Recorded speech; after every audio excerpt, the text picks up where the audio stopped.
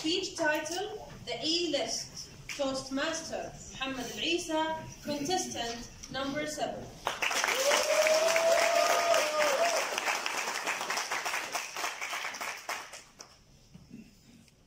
What do you do when someone unfairly treats you? Contest Chair, ladies and gentlemen, in January 1998, I was impatiently waiting for the end of the year because I was expecting a promotion. I was so excited that I started calculating my salary increase and started having disagreements with my wife on what to spend it. And when the awaited moment came, I was greatly disappointed when I found that not only had my boss deprived me of a very well-deserved promotion, but he had lowered my performance appraisal. I became sad and mad, and I hated him. I decided to add him to my E-list, my enemy list. And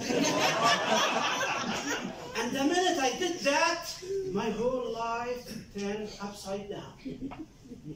I started hating work. Every morning I would drag my feet to my office.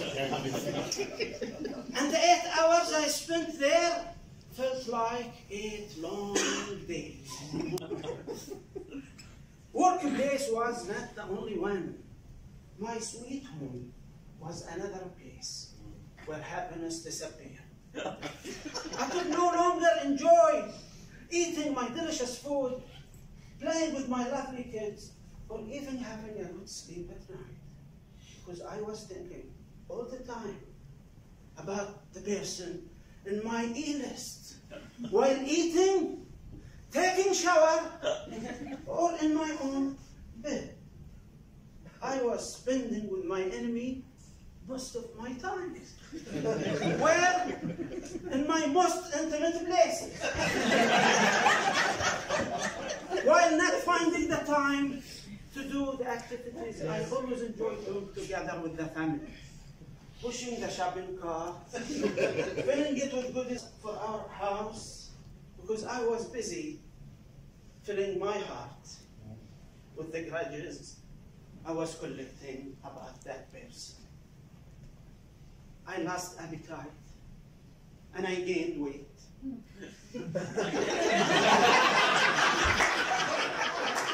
Because food was the only thing I could chew and buy. My family suffered, and so did I. And after 2 weeks of agony, my wife complained to her father. And the old wise man summoned me for a talk. When I stood before him, he said, "Son, let me ask you this question. If you have a lovely car that you adore, and one of your enemies broke its window, would you take a sledgehammer and devastate the rest of your car?" I said, "No, of course." He said, "Isn't this exactly what you are doing now? Ruining your whole life because another person destroyed one part of it. Son, hating is devastating. Whenever somebody unfairly treats you, never hate before you evaluate. Evaluate their intentions. Are you sure they meant to harm you? Evaluate your other options. Other than hatred, hating is devastating. How about forgiving? Forgetting. Talking to them. Filing a complaint against them. You have to be emotionally intelligent. When you decide to hate, you are the one who will be most hurt.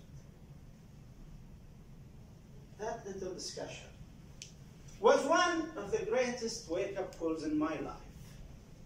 Next morning, I went to my supervisor, and I asked him to explain his unfairness with me. When he saw me, he left his chair, and he sat before me And with great empathy and sincerity, he said, Muhammad, we really apologize.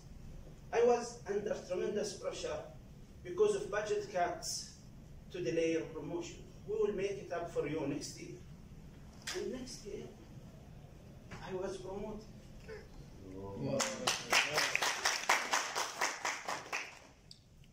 Ever since, I never allow myself to hate before I evaluate. Nowadays, when I drive my car and another crazy driver drives me nuts, I don't insult him immediately. I ask him to pull over and step out of his car to evaluate.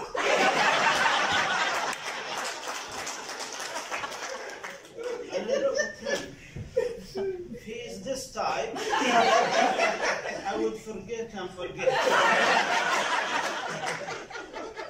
But if he is the smaller type,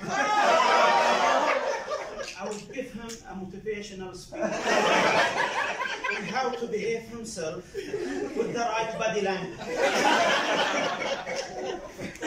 Ladies and gentlemen, at present, I have no room in my heart for hatred.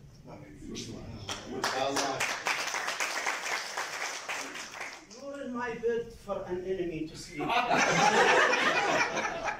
And that's why I walk in life much more happily than ever, enjoying every second of my time, dedicating my time and mind for my self-development and my loved ones. Ladies and gentlemen, and very good friends, if you want to live happily, peacefully, and successfully, do your best to keep your A-list all the time, an empty list.